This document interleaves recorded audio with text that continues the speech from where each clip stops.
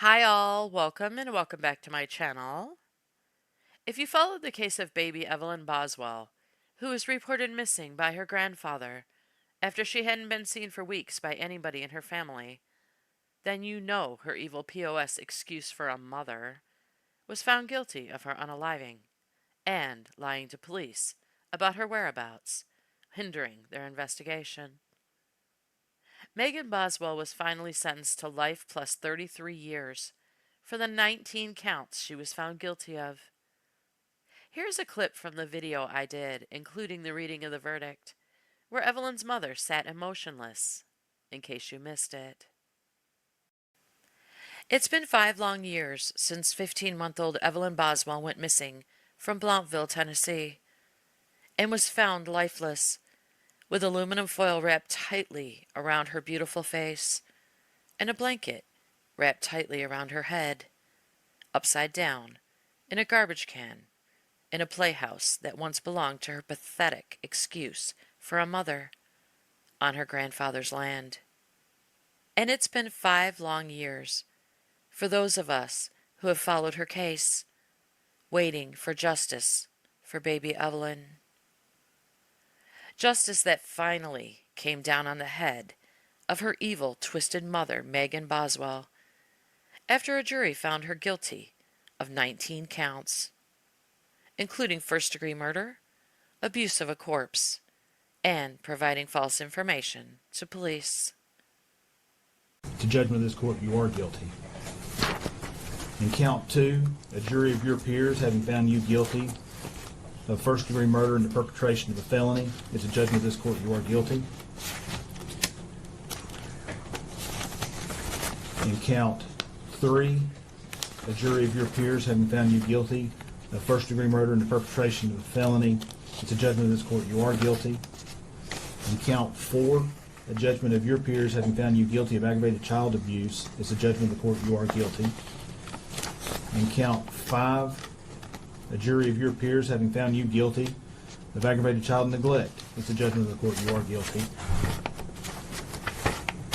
In count 6, a jury of your peers having found you guilty of tampering with evidence, it's a judgment of the court, you are guilty. In count 7, a jury of your peers having found you guilty of false report, it's a judgment of the court, you are guilty. In count 8, a jury of your peers having found you guilty of false report, it's a judgment of the court, you are guilty. In count 9, a jury of your peers having found you guilty of false report, it's a judgment of the court, you are guilty. In count 10, a jury of your peers having found you guilty of false report, it's a judgment of the court, you are guilty. In count 11, a jury of your peers having found you guilty of false report, it's a judgment of the court, you are guilty. In count 12, a jury of your peers having found you guilty of false report, it's a judgment of the court, you are guilty. Count 13, a jury of your peers having found you guilty of false report, it's a judgment of the court, you are guilty.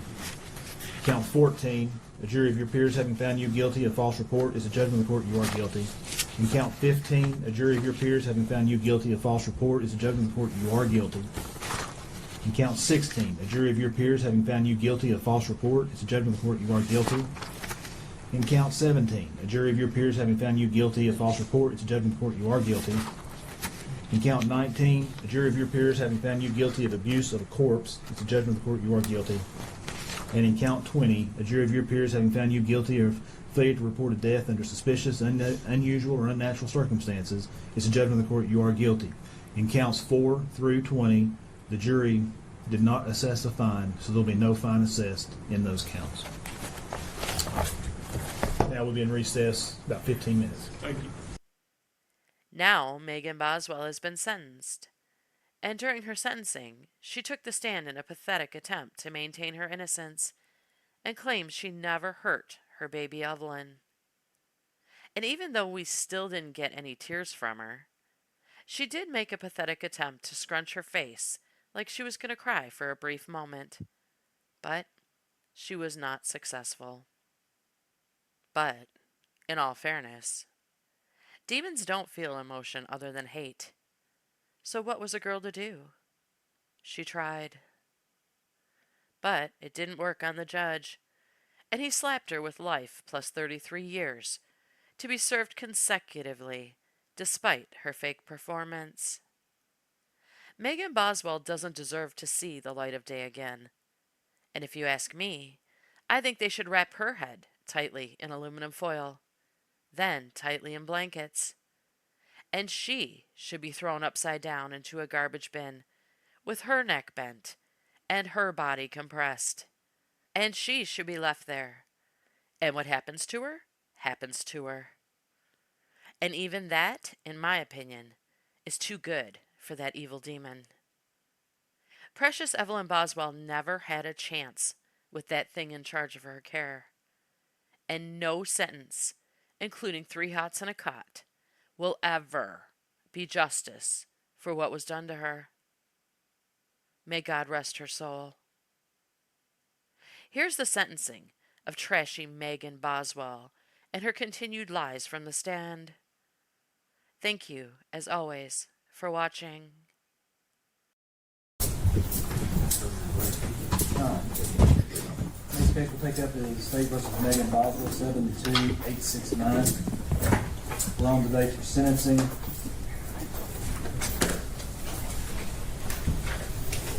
There was a pre-sentence report filed April the 4th, 2025. A jury convicted Ms. Boswell of first-degree murder in count 1, first-degree murder and perpetration of felony in counts 2 and 3. The jury sentenced her to life. The jury also convicted her in count 4 of aggravated child abuse, count 5 aggravated child neglect, count 6 tampering with evidence, count 7 through 17 false report, count 19 abuse of corpse, count 20 failure to report a death under suspicious, unusual, or unnatural circumstances. So we're here on counts 4 through 20 for sentencing today. Is the state ready to proceed? We are, Your Honor. Is ready to proceed? Yes, yes. Because sentencing is the first thing that's up, the state has to first. Judge, how are you going to handle the pre-sentence report that we made?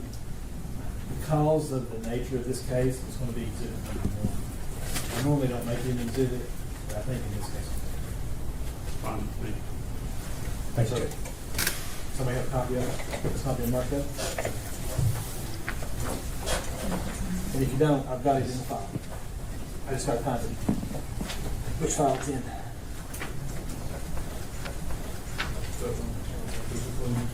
Judge, we have a clean copy.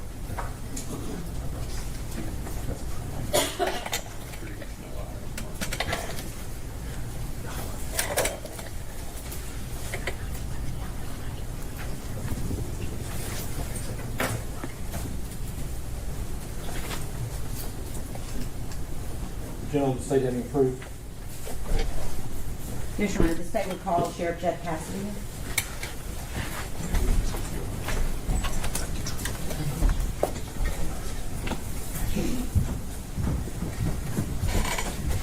Raise your right hand, state your name, please.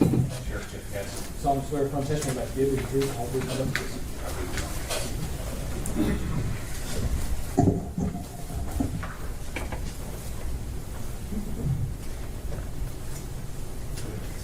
Tell the court your name and where you're employed. Jeff Cassidy, Sheriff of Sullivan County Sheriff's Office. And how long have you been with the sheriff's office? Been with them a total of 29 years. This is my 7th year as sheriff. Okay, and so that means you were sheriff in 2020 during the time of this investigation, is that Yes. right? Yes, ma'am. And I'm going to take you back to February 2020. Was Sullivan County the first agency to be involved in the investigation of missing child Evelyn Boswell? Yes, ma'am. Can you tell me briefly how Sullivan County how the investigation started? Missing child at first, and then once we found out that the last time the baby was saw was in December, we knew he was already behind the curve there. We was probably 2 months away from utilizing the resources that we needed to rescue or recover a baby Evelyn. Okay. How old were you told Evelyn was the time the investigation began? 15 months. Okay. What was your role in the investigation? Of course, as a lead agency, I always stay in contact and communication with all my detectives and everybody that was responded to this scene and responded to all the tips across pretty much the region. So, I was constantly in communication with TBI, FBI, and my detectives. Okay. If you had to give an approximate number, how many Sullivan County employees do you think were tasked with working this investigation? Aside from my executive staff, which is about 14, we had probably an additional 40 worked around the clock just on this case. Okay. When you say around the clock, was there 24/7 coverage Yes, ma'am. of this? And are we talking about from the day she was reported missing until the day that she was found? Yes, ma'am. It's approximately 18 days. Yeah, from about February 18th to March 6th, I looked through our records, and just overtime hours alone on this case was 740 hours. Okay. And that's employees working their regular shifts plus overtime? Plus essentially. overtime. Okay. So, let me ask this first. Did Sullivan County end up requesting the assistance from other agencies? Yeah, this was a unique case. Normally we work most cases on our own, but we had to pull resources from the Tennessee Bureau of Investigation, Federal Bureau of Investigation, Virginia State Police, SBI, What is the SBI? State Bureau of Investigation, and then we had Tennessee Wildlife Resource Agency, and then multiple local regional jurisdictions up in North Carolina and other states in Middle Tennessee. Okay. And is that essentially from following tips that were coming in? Yeah, anything that came through, we followed every lead, tried to look into everything that was brought to the VCC, which is the Virtual Command Center through Tennessee Bureau of Investigation. And is the virtual command center, that's where the tips would come in to decide how to then send them back out to be investigated? Yes, ma'am. Okay. With these different agencies and with Sullivan County, what types of resources were you able to, what did you utilize to try to find this baby? We utilized every resource that I've ever even been involved in that was at our disposal. I mean, we took jets to different places to expedite the finding of any type of information that may lead to the recovery of Evelyn. We utilized everything the TBI and FBI provided us with, just anything that was at our disposal. And we probably used more resources for this than anything I can ever remember.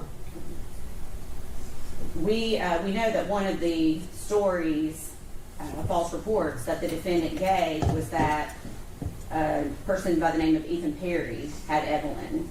What did you have to do in regards to following that lead? What resources were used? Yeah, he was in the military in Louisiana, from what I remember, and we had to send some detectives up there as well. Okay. And we know another story that she gave was that she kept hinting at Mendota, Virginia, over and over. Is that a lead that you also use resources to follow? Yeah, United States Marshal, I left that out. United States Marshals helped us out on that one in Mendota. Okay. She also told you that Angela Boswell, her mother, had Evelyn at some point. Did you follow that lead? Yes, we worked extensively on that one. We thought that she may have had custody of baby Boswell, so we that went into North Carolina, and I think the dive team went into the ponds over there as well. Okay. So in preparation for today's hearing, you were asked to review Sullivan County records regarding this investigation, is that right? Yes, ma'am. And the records that you reviewed, were they all maintained by the Sheriff's Office? Yes, ma'am, just the Sullivan County Sheriff's Office.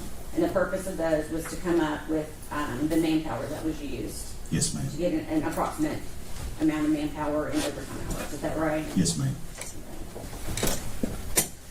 What if the defendant had told the truth on day one? Yeah, Objection calls for speculation. I could ask it in a different way. Would you have found Evelyn if the defendant had told the truth on day one? Objection Yes. calls for speculation.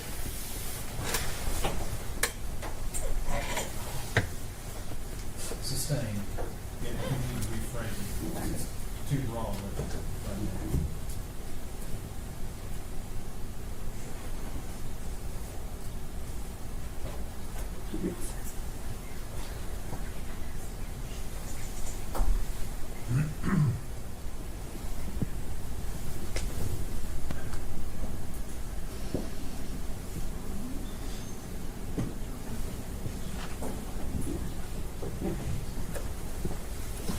If you had known that Evelyn was dead on day one, would that have changed the way you conducted your investigation? Absolutely. Okay. Would all of these resources have been used? No, ma'am.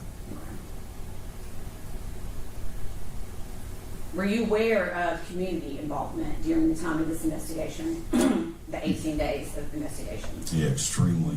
They really provided us a lot of additional resources that not criminal justice related, just like they brought us food to the office so we could eat and still work, and they all pulled together during that time and just showed tremendous outpouring of support for our entire agency.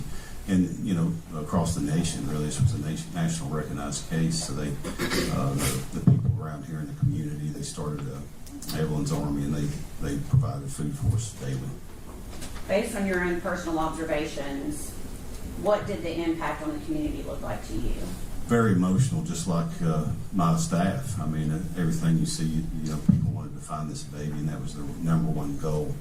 And whatever it may take, whatever it may need, whatever resource may need to be utilized, everybody was willing and able to put in their time, effort, and energy to locate baby Evelyn. And just like my staff, I mean, the emotional toll on them, the lack of sleep, but they never did get fatigued. I tried to send some home, and they said, "No, I'm not going home. I'm going to work on this case until we find the baby." Okay. No other questions? Does Thank answer you. any questions Mr. Scott has for you? I don't have any questions. Thank you. State would call, take the man's place.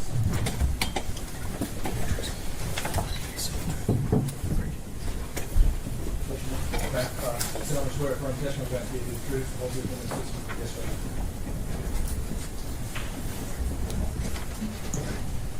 You're Matt Price, is that correct? Yes, sir.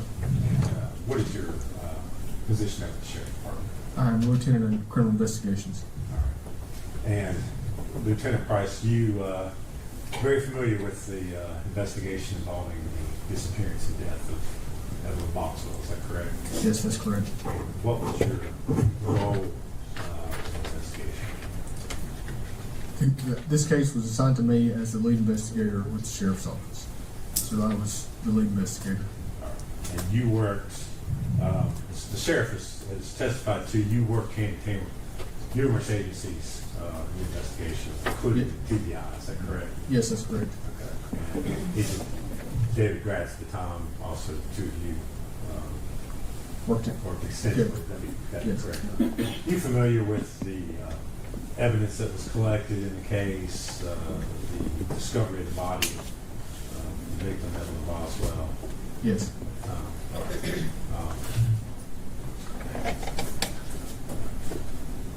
Lieutenant Price, I'm going to hand you some photographs. I'm just going to do this one at a time so for the sake of getting these exhibits in. I'm going to hand you the first photograph, ask you if you can show us, identify what's shown in that photo. Yes, this is a photograph of looking inside the playhouse at the trash can where Evan was located. And is that a true and accurate depiction Yes. of that scene? Okay. Judge, we would make that exhibit number one to this hearing. Two, I'm sorry. And I don't know if it's helpful, but that was what the trial was introduced as exhibit number 15. I don't know if that's helpful or would create confusion. Let's just do the exhibit one for that sentence in here. Two.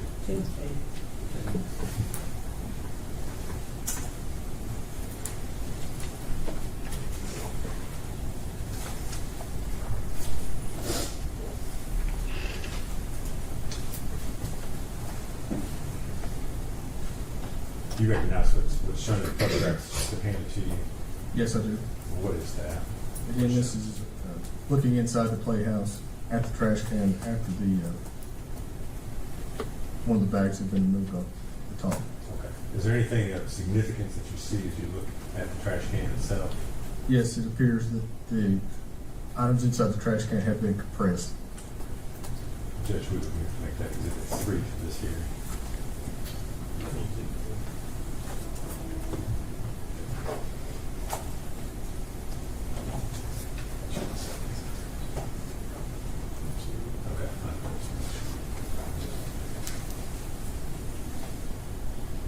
Lieutenant Price, would you take a look at the photographs being handed to you and ask, or again, ask if you can identify what's shown? Yes. This is a picture of the inside the trash can with the blanket removed where you can see baby Evelyn's leg. Is that the first shot or first, I guess, Yes. discovery of the body? It is correct. Judge, we think that is exhibit 4 to this hearing. Exhibit 4.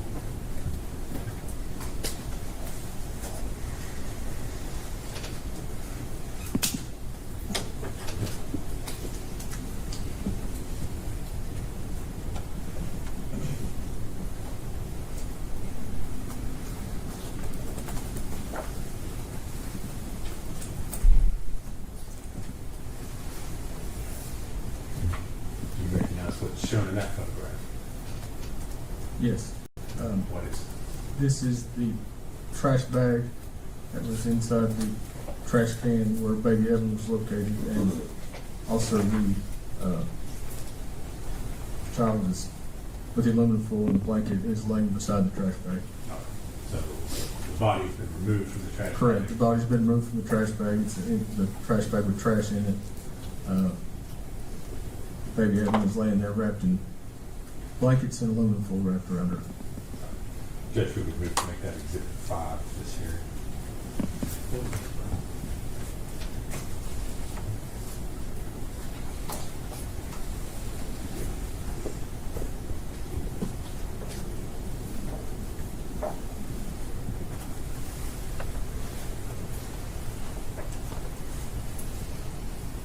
Do you recognize what is shown in the photographs that's been handed to you?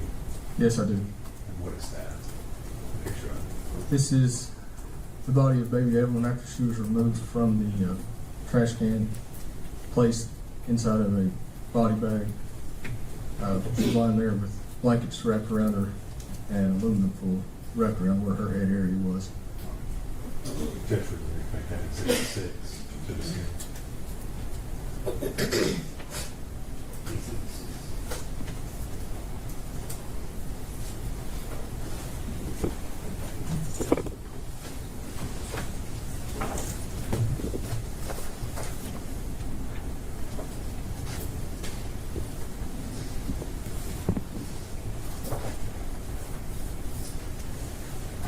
Do you recognize the photo that's just been handed to you? Yes, I do. And what is shown in that photo? And this is baby Evelyn laying in, still wrapped in blankets, laying on a body bag, with her arm exposed, showing the onesie that she was wearing. All right. Is that photo, one of the photos that was taken at the time the body was recovered? It is correct. Judge, we move to make that exhibit 7 to this hearing.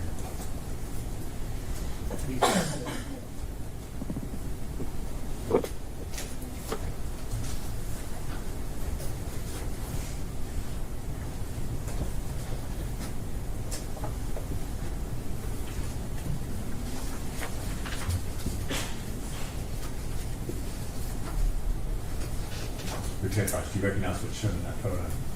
Yes, I do. What is that? This is baby Evelyn after the blankets and aluminum foil have been removed from her body. It shows the position of her head and how she was laying when the blanket was removed. Judge, we move to make that exhibit 8 to this hearing.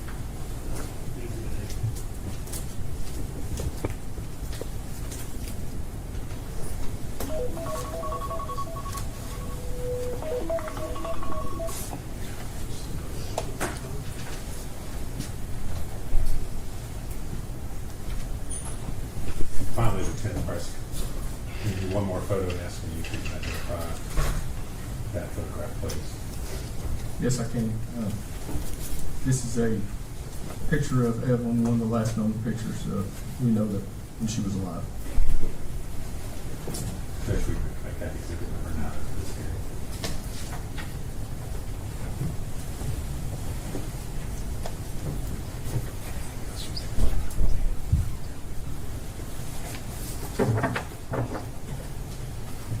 Thank you, Lieutenant Price. If you would answer any questions Mr. Scott has for you. No questions, Judge.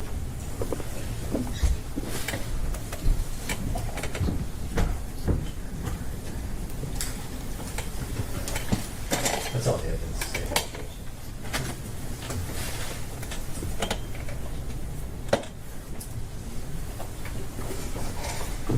Judge, Ms. Boswell would like to make an allocution.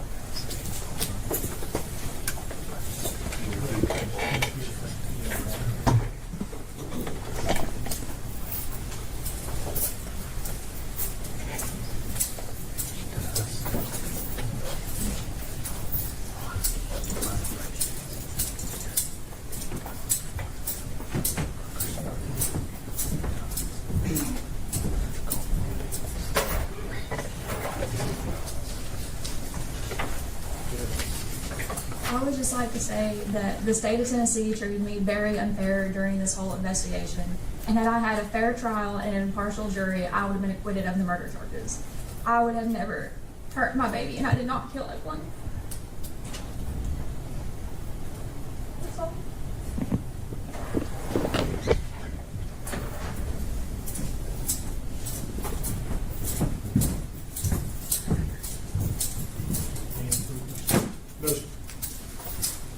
No, sir. I'm sorry.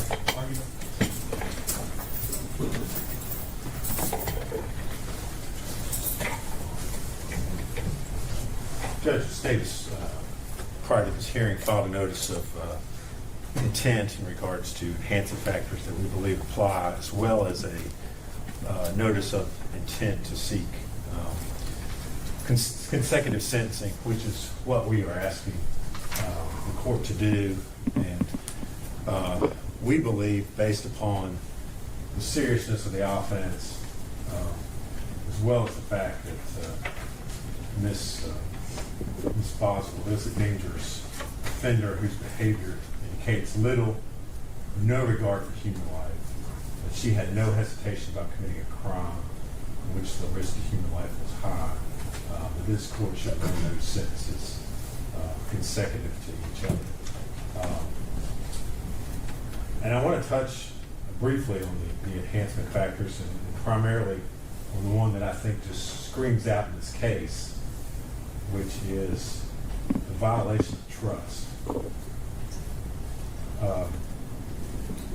Truly, I think the facts that were involved in this case, and the court, of course, consider everything that was presented and that came in at trial, as well as the photographs that have been introduced to the sentencing hearing, which again, those were all part of the trial evidence as well.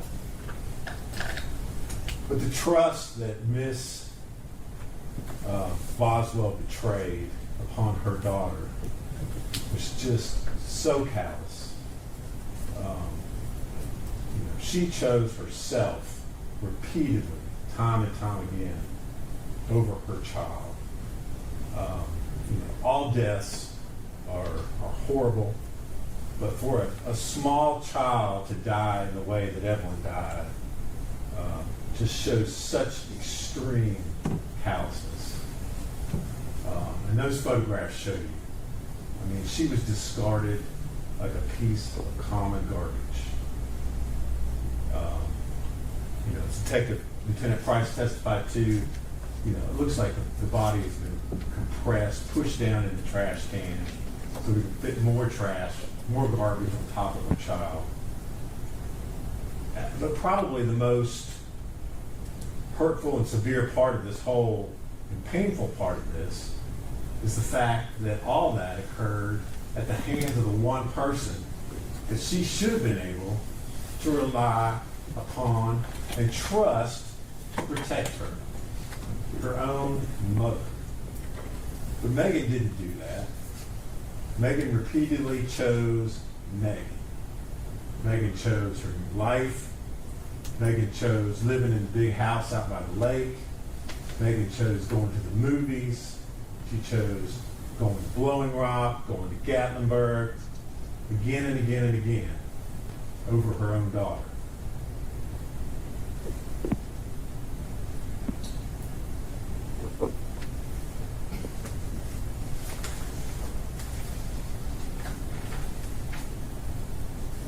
order for the court to find that the defendant was a dangerous offender and apply consecutive sentencing, there are two things that the case law has said the court has to find. One is that it relates to the severity of the crime. And I can think of nothing that would be any easier than to relate consecutive sentencing to the facts of this case and what Ms. Boswell did. I mean, not only did she murder her own child and then go about her own life, but then once law enforcement was finally brought into the case, not because of her, not because she did anything, but because it finally got reported by her dad. Well, then she manipulates law enforcement, manipulates the community by continuing to lie over and over and over again, causing extraordinary resources to have to be involved for weeks trying to find this child in the hopes that she's alive. And then even after that, even after she finally coughs up the fact that her child is dead, she continues to lie about not knowing where she is. When all along, she's sitting there stuffed upside down in a trash can in her childhood playhouse. So I think it's very easy for this court to find that the severity of this crime and her suffocating her own child, putting her in a trash can, and then repeatedly lying about it to cover it up relates to the severity of the crime. The second finding this court has to make is that it was necessary that consecutive sentencing was necessary to protect the public from further crimes. And provided the court, as well as Mr. Scott, with the case of State v. Taylor, which was a case in which a small child had been beaten to death, and then the mother basically delayed in reporting, calling 911, which eventually resulted in the child dying because she didn't receive any medical attention. And the court in that case found that the dangerous offender classification was satisfied because the defendant had demonstrated extreme callousness towards the health and welfare of the victim, and the results were fatal. Well, Judge, really, it does not get any more callous than what the defendant did in this case. You know, she turned her back, she turned her life, she turned her trust away from her own child. Evelyn got in the way of the life Megan Boswell wanted to live, and so she eliminated that problem. It truly does not get any more callous than that.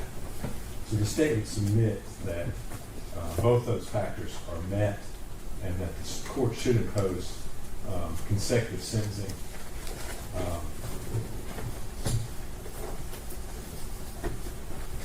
I've already touched on the element as far as trust being involved as an enhancing factor. And then sitting here listening to Ms. Boswell's rather brief allocution, I think it's also right for the court to consider the fact that she sits here today in this courtroom still having absolutely no remorse and taking no responsibility for the death of her child. Once again, she wants to make all of us victims in the case, make herself a victim. Sheriff's office, I guess, should be issuing an apology to her for the way she's just been unfairly treated during this whole process. The judge, Miss Boswell was not treated unfairly. Her child was treated unfairly. Her 15-month-old child never had a chance because of the one person who should have protected her. So for that reason, the state is asking you to maximize her sentence in the remaining counts that she has to be sentenced on, and we would ask that they be run consecutive, Judge. Thank you.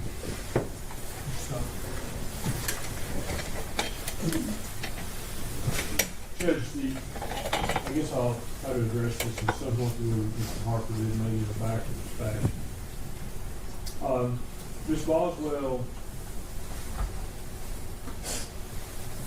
had no prior criminal history when this case started, when the investigation started.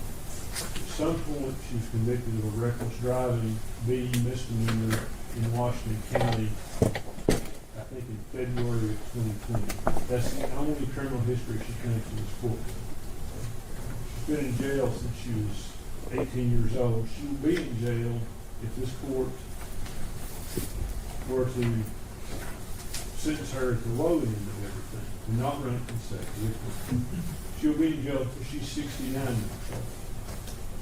So the court then has to determine, is she, at that point, is she going to be a threat to society? Does society need to be protected from 69-year-old Megan Boswell?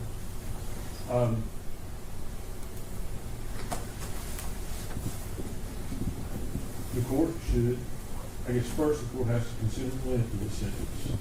She's a range one offender as to each count. The court should impose I think the sentence is, short of a sentence is as necessary, so the court is supposed to achieve the purposes of the sentencing. Here, she's serving a life sentence.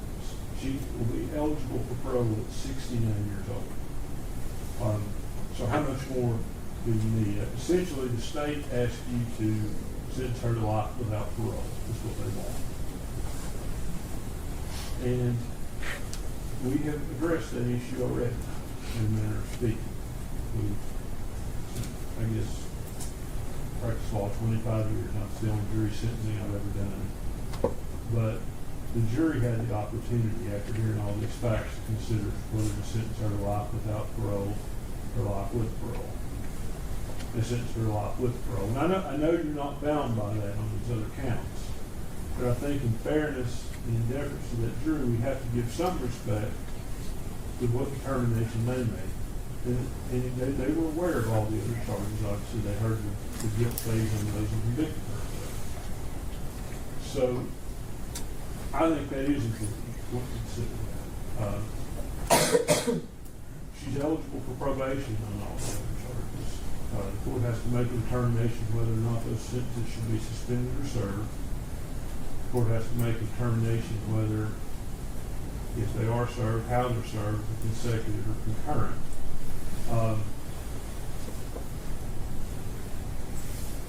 As it relates to the dangerous offender who society has to be protected from, I think the case law is quite clear. Not every person convicted of first-degree murder and another felony is going to fall into that category.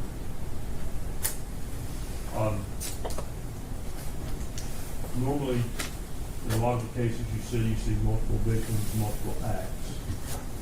Here, all of those things kind of go together. And I guess the other thing we have to talk about is what counts merged together in this sentence. I would suggest, of course, that the murder counts merged together for one count. That the child abuse and child neglect counts should merge. And that all of the following false reports should merge. Because I sent a case to you yesterday.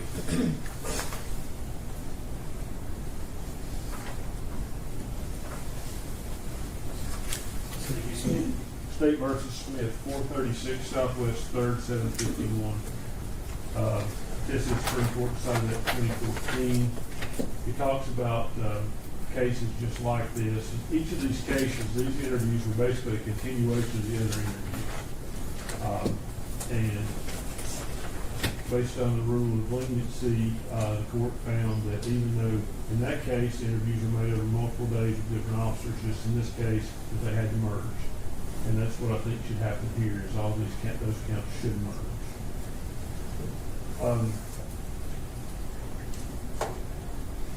And I guess finally I want to address what Mr. Harper said about Ms. Boswell's comments. I think a lot of defendants would probably feel that way.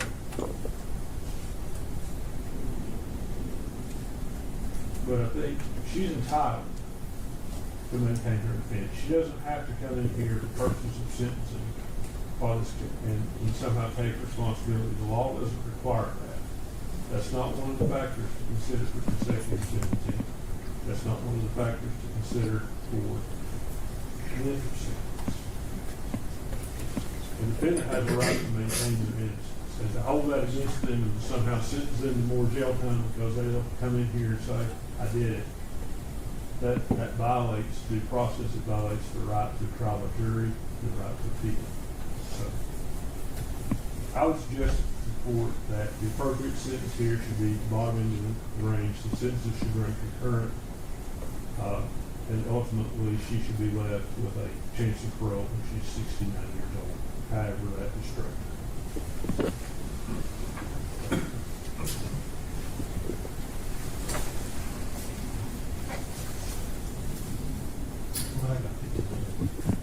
Court will be in recess for 15 minutes.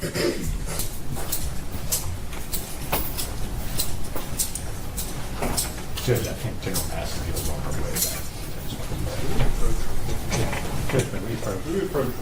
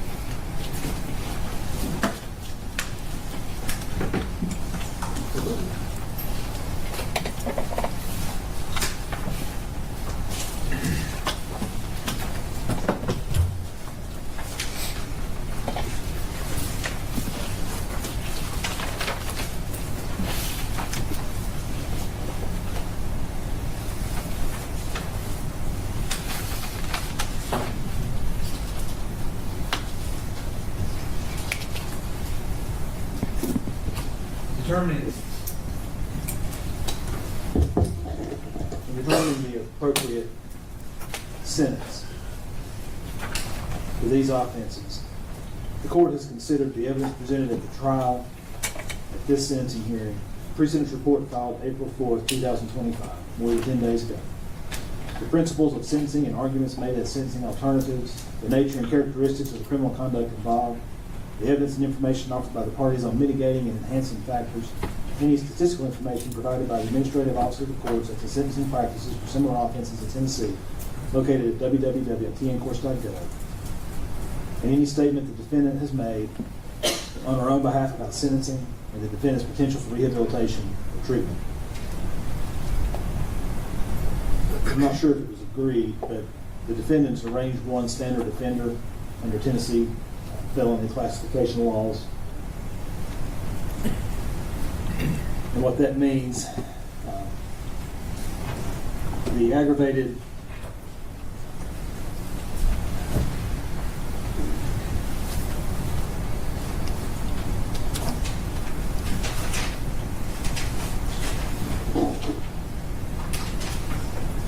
child abuse and neglect charges are Class A felonies, and as a range 1 offender, those would carry somewhere between 15 and 25 years. The tampering with evidence is a Class C felony. The range would be between 3 and 6 years. False reports are Class D felonies, where with range 1 being 2 to 4 years. The abuse of the corpse is a Class E felony, and failure to report death under suspicious, unusual, or unnatural circumstances, also a Class E felony. Those Class E felonies for range 1 would be a range of 1 to 2 years. In determining where the appropriate sentence should be within that range, while not mandatory any longer, the enhancement factors and the mitigating factors are advisory for the court. The state has urged in its filing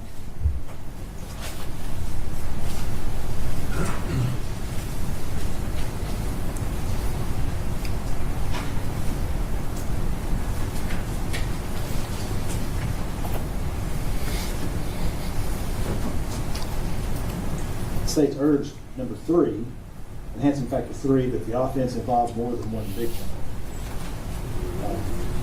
I think for purposes of this case and all the proof that I heard, I can understand how that argument could be made, but I'm not going to find that enhancing factor number 3 applies.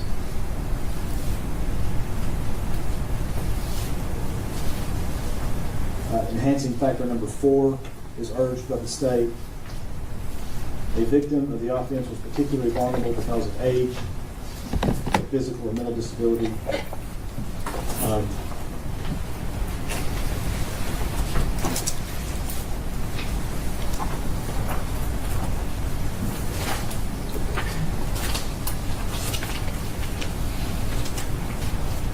I think that will apply. Testimony was that baby Evelyn was, everybody keeps saying 15 months old, but I think she was 15 months old when she was found. My recollection of proof was that she was approximately 13 months old when she went missing. Is that wrong? She was, her approximate age at death was 15 months old. At death? At death. Okay. So she was 15 months old.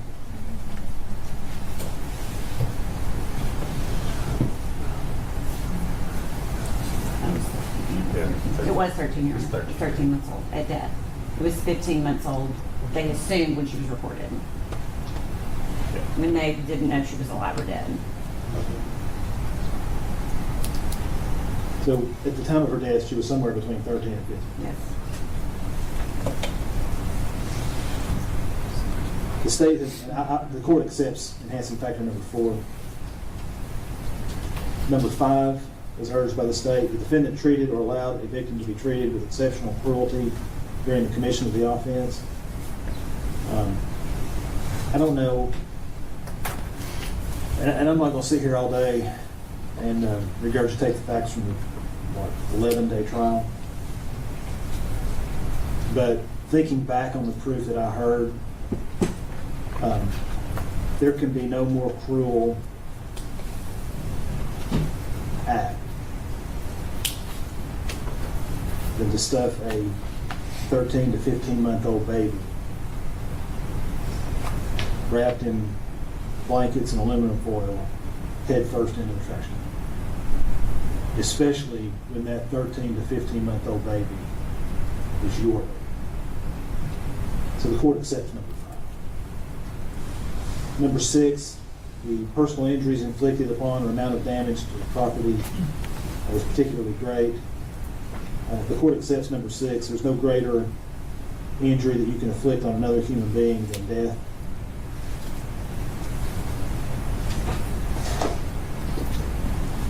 Enhancing factor 10 was in the filing. Defendant had no hesitation about committing a crime when the risk to human life was high.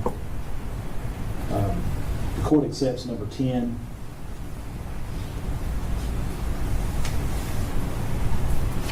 And then 14, the defendant abused a position of private trust.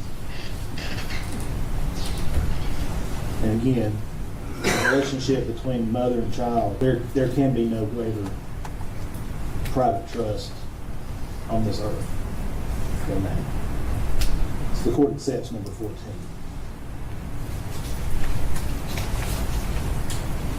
Those are all the enhancing factors that were urged, all the ones that the court, after having looked through them, believes applies. Next, I have to consider mitigating factors in determining the appropriate length of sentence. And again, I'm not going to read, there's 12 statutory mitigators under 40, 35, 113.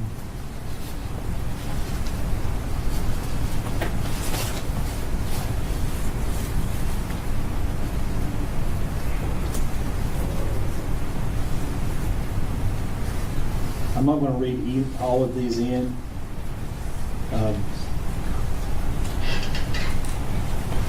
The defense didn't put any arguments forward as to any mitigating factors that should apply. The court, though, was required on its own, after having read the pre-sentence report, heard the proof, to apply any factors I think are applicable. So there's at least one that could be applicable, and I'm going to talk about it for a moment. If the defendant, because of youth or old age, lacks substantial judgment in committing the offense, the proof is that she was 18 when the killing occurred. But I also have to look at, so there's no question that she was a young adult. But I also have to look at all the other proof and circumstances surrounding the case. And it became very clear to the court upon hearing the evidence that the defendant, in her mind, saw a chance to lead a different life than what she thought she was going to be leading. And quite frankly, circumstantially, from all the proof, baby Evelyn was a stumbling block to leading that life. So she made the decision to remove that stumbling block. And because that's the tenor of the proof that this court heard, I reject mitigating factor number 6. She exercised judgment. It wasn't good judgment, but she exercised judgment in doing the things that she did.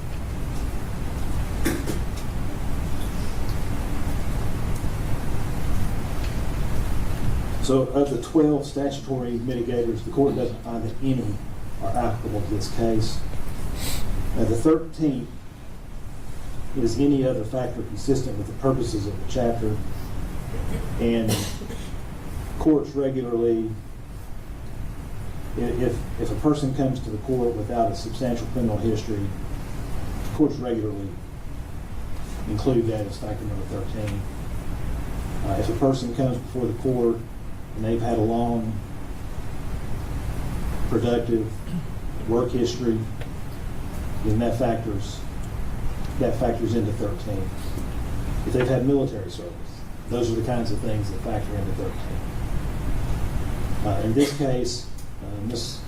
Boswell, she did not have a long work history. In fact, the pre-sentence report said, she stated that she'd only ever had one job in her life, and that was at the chicken shack where she was working right around the time of this killing. I am going to give her credit for not having, even though she was only 18, I'm going to give her credit for not having a substantial criminal history, either as an adult or a juvenile.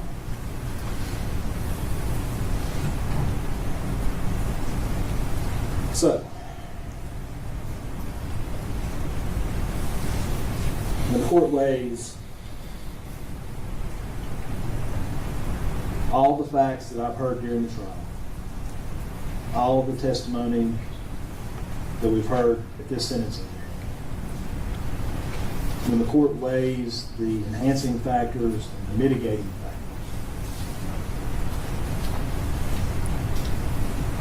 that's how I arrive at or not a verdict, but a sentence.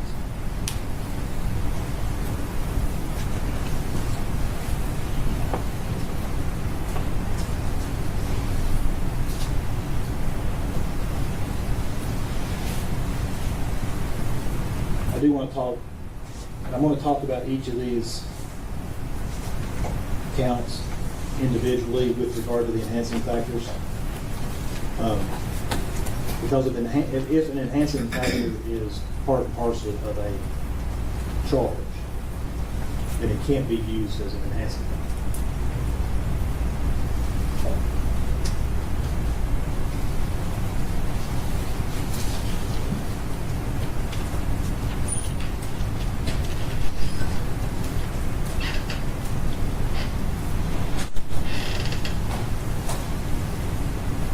So for count 4, aggravated child abuse, the state has to prove that the defendant knowingly, by other than accidental means, treated a child under 8 years of age in such a manner as to inflict serious bodily injury.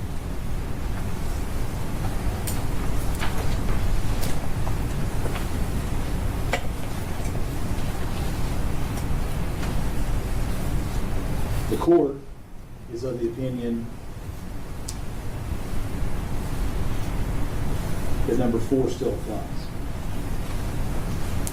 because of the tender age of the child at the time.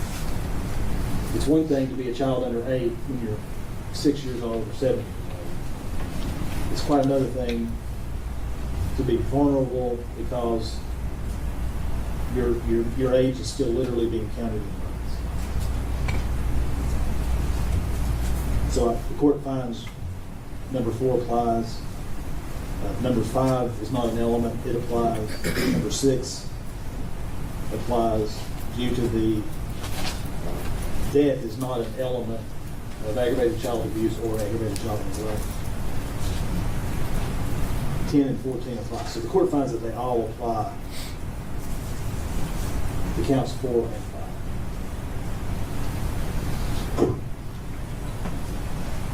So the court's of the opinion in that Class A felony that the enhancing factors and the aggravated nature of this case in general take that sentence from 15 to 25 years.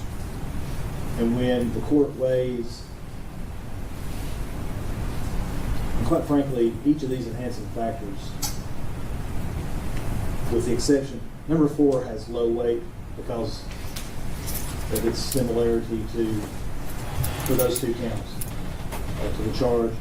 5, 6, 10, and 14 have great weight. The court affords very little weight to the fact that Ms. Boswell, at 18 years of age, had no serious criminal history.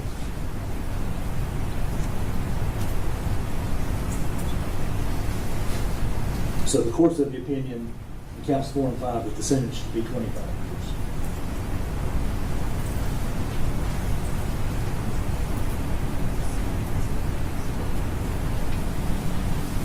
The court's also of the opinion that count 5 merges into count 4.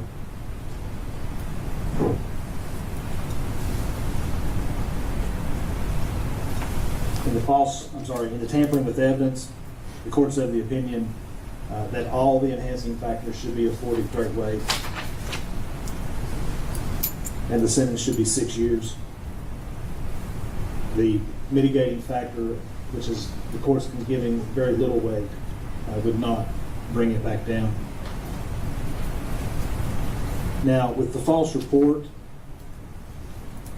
the court's of the opinion that the enhancing factors would take that sentence from 2 up to 4 years.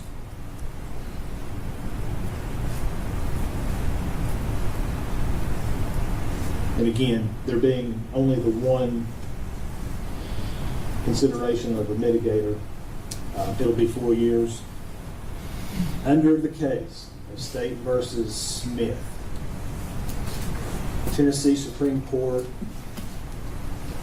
436 Southwest 3rd, 751, handed down in 2014.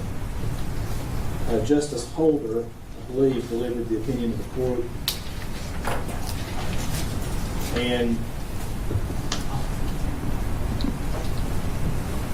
the opinion of the court was that due to the principle of lenity, not leniency, that a false report, because the legislature was ambiguous as to how they think that a false report should be punished, that the unit of prosecution isn't determined by the number of individual and distinct occurrences of false statement, but that the unit of prosecution is whether a false statement was given pursuant to a particular incident or offense. At least that's the way I read it. So it wasn't that it's a continuation of the interview. It's that the incident that is in the officer's concern is the disappearance of the child.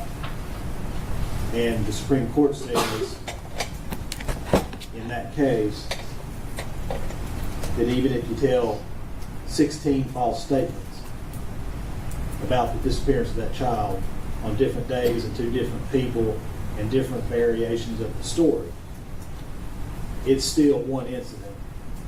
It's the disappearance of the child. So counts 7 through 17 all merge into one count. So they all merge. Counts 8 through 17 merge into count 7.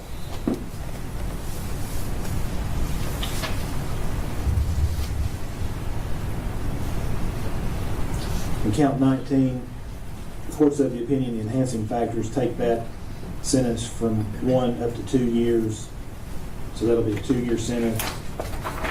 In count 20, and again, I'm weighing the lack of mitigators. In count 20, that sentence will be 2 years as well, for the same reason.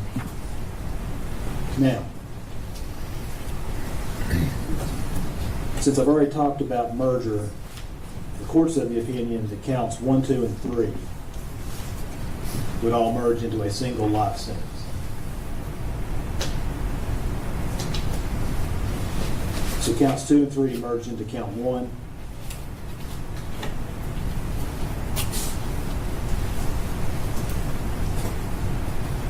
Now we'll talk about consecutive sentencing.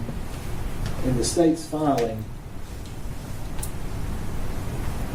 the state under 40-35-115 urged, and I think this might be a mistake, that urged number 2, that the defendant is an offender whose record of criminal activity is extensive.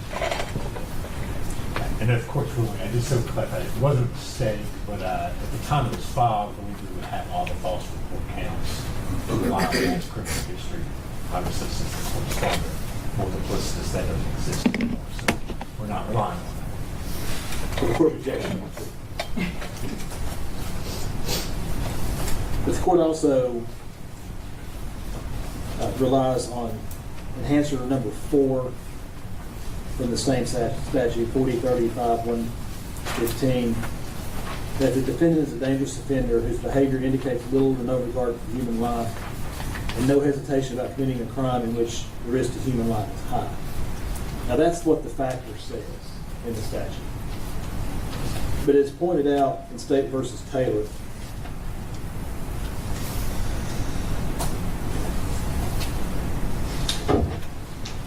(2017) Westlaw 2179952 also Case numbers M 2015-02142-CCA-R3-CD. It's an unpublished case, but the unpublished case references published opinions. And the most important one that it references is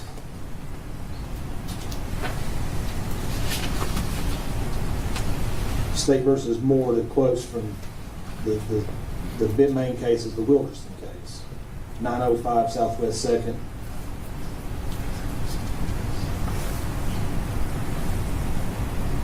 (933) Tennessee Supreme Court from 1995. And the Supreme Court, in determining the appropriateness of 4035-115 enhancement factor number 4, states that in addition to what's stated in the statute, that a court must also find that a sentence, consecutive sentencing, is necessary in order to protect the public from further misconduct by the defendant, and that the terms are reasonably related to the severity of the offense.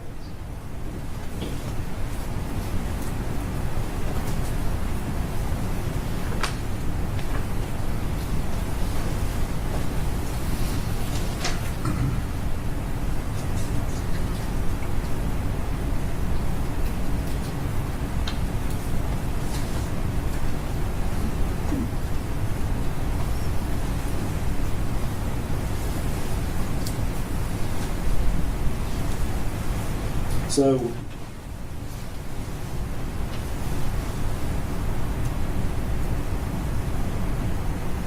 from the facts of this case,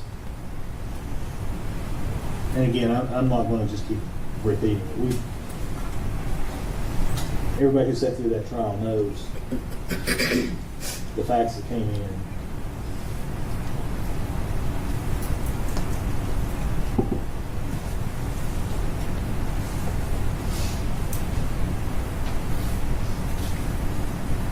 Testimony during the trial was if that child was suffocated.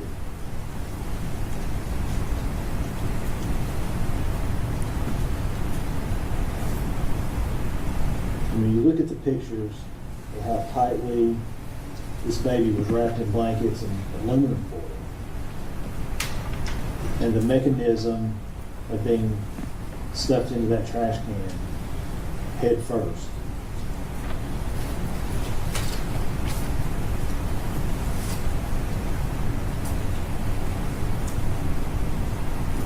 there's no doubt in my mind that this defendant had absolutely no hesitation when she killed her daughter.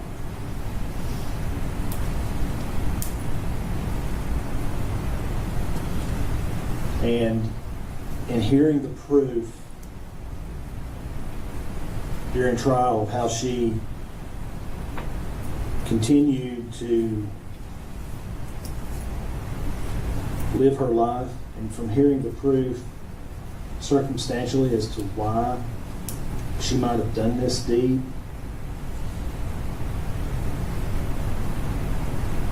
because this new boyfriend is the life that she wanted to grasp onto. It's like the state said, the house on the lake, a lifestyle that she wanted for herself. The fact that Evelyn was just in the way.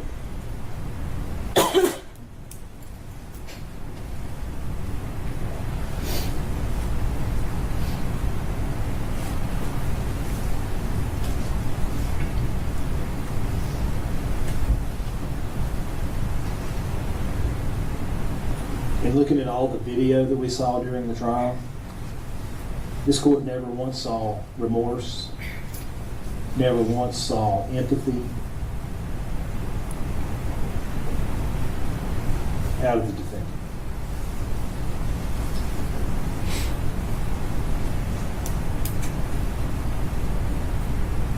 So she is a dangerous offender.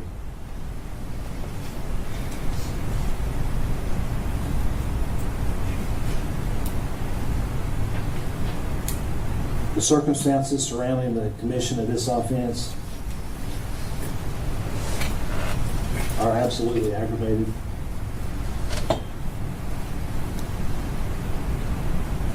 This baby couldn't care for herself.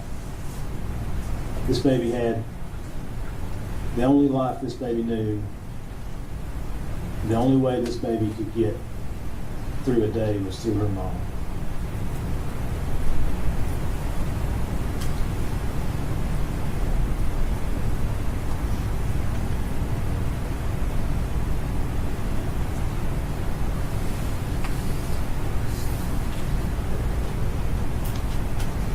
And I understand that the way the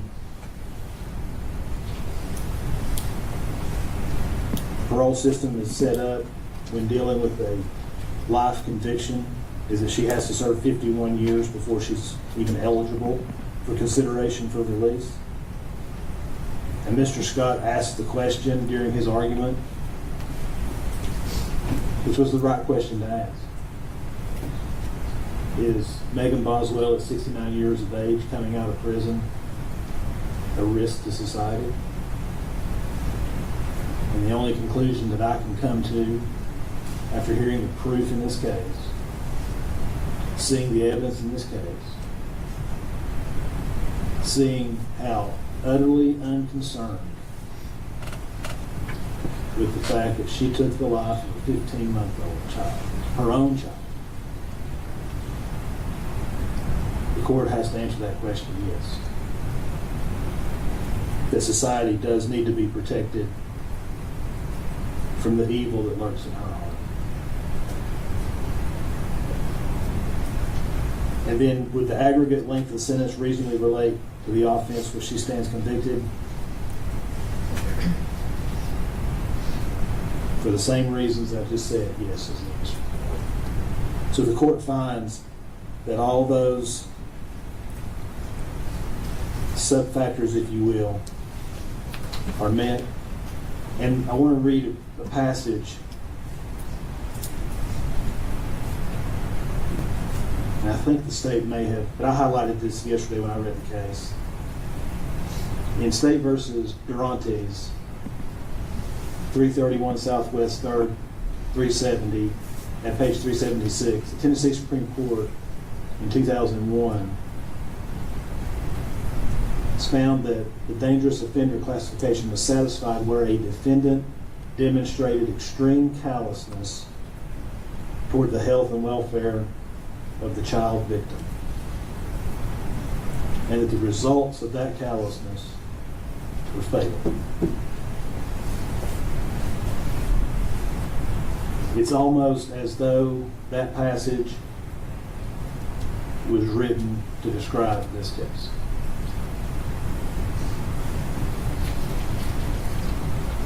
Therefore,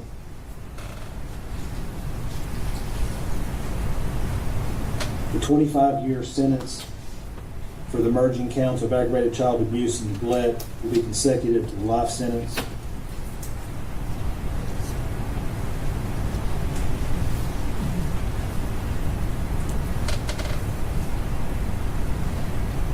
The 6-year sentence for tampering with evidence and the 4-year sentence for false report will be concurrent with each other, but consecutive to the 25 years. And the 2-year sentences for the abuse of corpse in count 19 and count 20 will be concurrent with each other, but consecutive to the 6 years.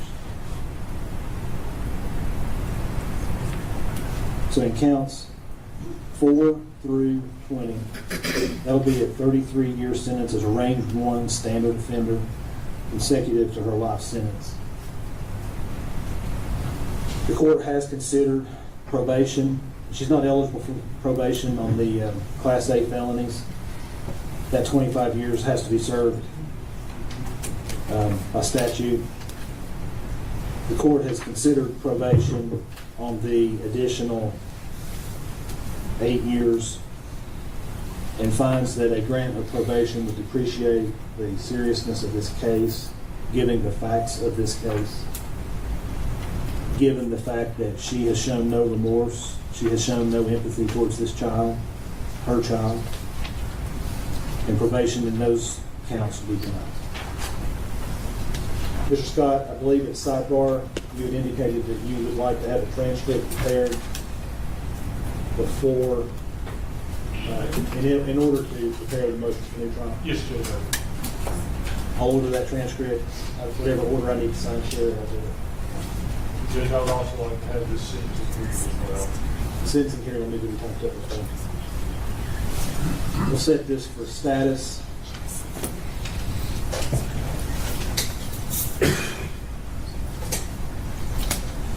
We'll send Ms. Boswell back to TDOC. And let's set this for a status on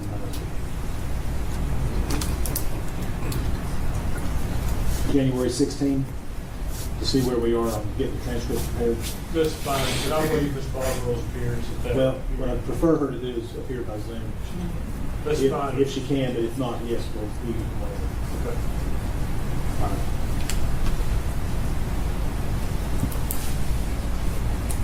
All right, that's all.